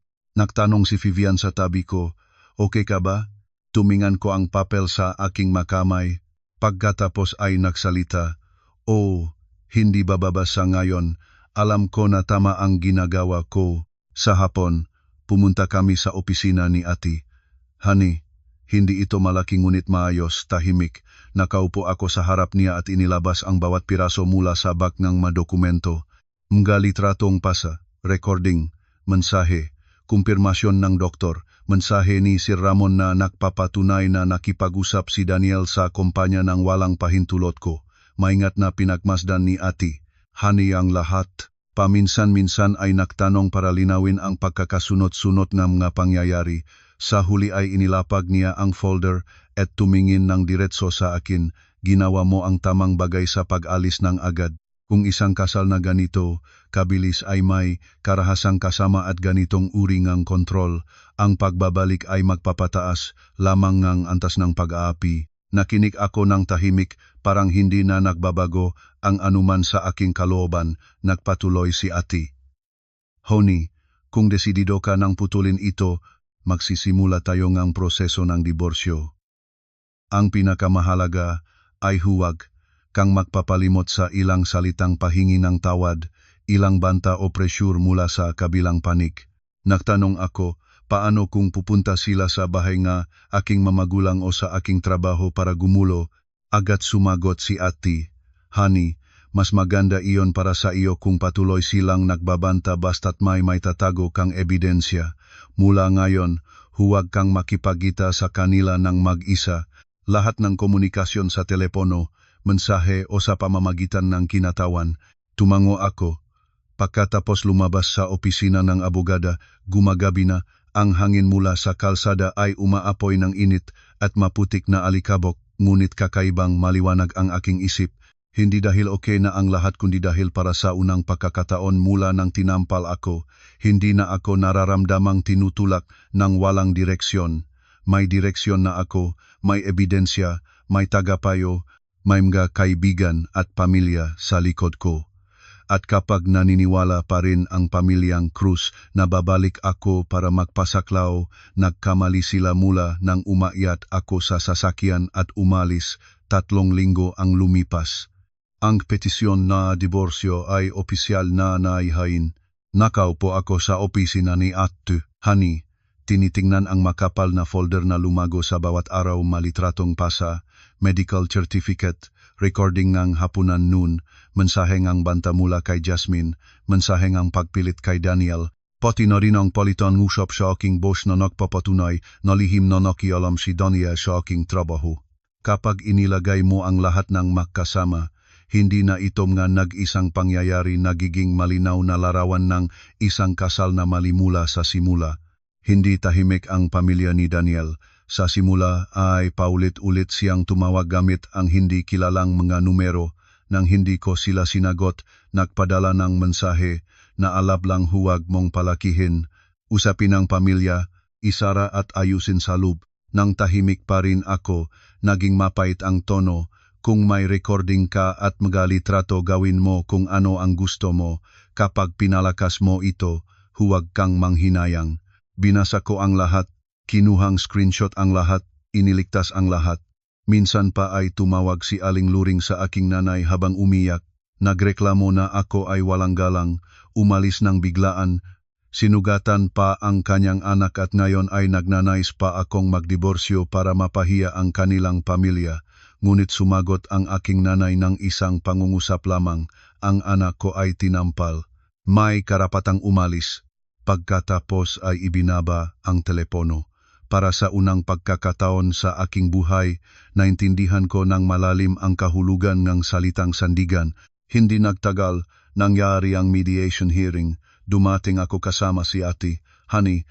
Si Daniel ay nakasama ng kanyang nanay, si Jasmine ay wala, ngunit ang kanilang put ay buo pa rin. Tinitigan ako ni Daniel mula ulo hanggang paa, ang kanyang mamata ay punong galit at hindi pagtanggap. Marahil hindi niya naiintindihan kung bakit ang babaeng magiliw na yumukad sa kanya sa kasal ay ngayon ay nakaupo, sa harap niya ng tuwid ang likod at malamig ang tingin. Nagtanong ang mediator kung nais ko pang makasundo at bumalik. Malinaw akong sumagot, hindi. Nagtanong sila kung bakit. Sumagot ako, dahil hindi ko maaring patuloy na mabuhay kasama ang isang taong gumagamit ng karahasan at isang pamilya na nakukumpura na ang pag-api at kontrol ay natural na bagay. Agad nagprotesta si Daniel. Isang beses lang nagkamali, ikaw ang umalis, ikaw ang gumawang gulo, at nanghawa ang recording at litrato na parang nag-setup. Tumingin ako sa kanya at para sa unang pagkakataon ay wala na akong naramdamang sakit, nakita ko lamang ang isang bagay na katawa-tawa. Nagtanong ako, kung hindi ko naitago ang ebidensya noong araw na iyon, amin ka ba ngayon na tinampal mo ako? Natigilan si Daniel. Inilagay ni ate, Honey, ang recording sa mesa. Namatay ang kwarto nang marinig ang boses ni Daniel mula sa gabing iyon ng malinaw. Huling beses na sinasabi ko, kumuha ng sabaw. Pagkatapos ay tunog ng sampal. Boses ni Jasmine na nagsabing nararapat. Boses ni Aling Luring na nagsabi na kailangan kong maktis. Isa-isang tunog ang bumaksak sa maliit na kwarto tulad ng gunting na isa-isang nakputol ng huling pagtatanggol. Pagkatapos na araw na iyon, hindi na mahirap ang proseso. Nagpatuloy ang mahakbang. Hindi na nangahas ang pamilya ni Daniel na gumawa ngang dati nitong paraan ng panghihimasok, ngunit sinubukan pa rin nilang mag-antala ng oras. Wala akong pinagpumilit doon, bumalik ako sa trabaho. Pinangalagaan ng pangako ni Sir Ramon ang aking posisyon at hindi pahintulot ang sinumang makialam. Pinanatili ni Vivian ang kwarto para sa akin sa buong panahon. Ang aking mamagulang ay tumawag araw-araw, hindi nagmamadali, hindi nagrereklamo, nagtatanong lamang ng regular na kumain ba ako ng maayos at nag-iingat ba sa kalusugan. Ilang buwan ang lumipas. Sa huli ay dumating ang desisyon. Lumabas ako sa korte, hawak ang papel sa aking manakamay, at tumingin pataas sa maliwanag na langit sa katapusan ng isang panahon.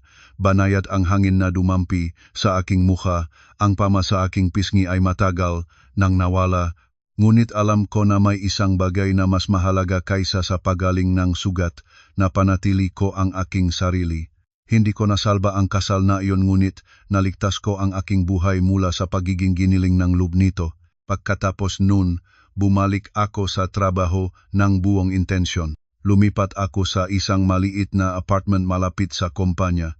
Tuwing katapusan ng linggo ay kumakain ako sa bahay ng aking mamagulang. Paminsan-minsan ay nanonood ng pelikula kasama si Vivian, at unti-unti ay natutunan kong mabuhay ng may katahimikan nang hindi kailangang subaybayan ang mukhang sinuman. Hindi na ako naniniwala ng bulag sa magagandang pangako, ngunit hindi rin naman nawala ang aking tiwala sa aking sarili dahil sa isang maling kasal. Naintindihan ko na Ang isang babae ay maaring magmahal ng buong puso ngunit dapat ay laging may naitatago para sa sarili. Ang isang paraan ng pagtakas, ang malinaw na isip at ang dignidad.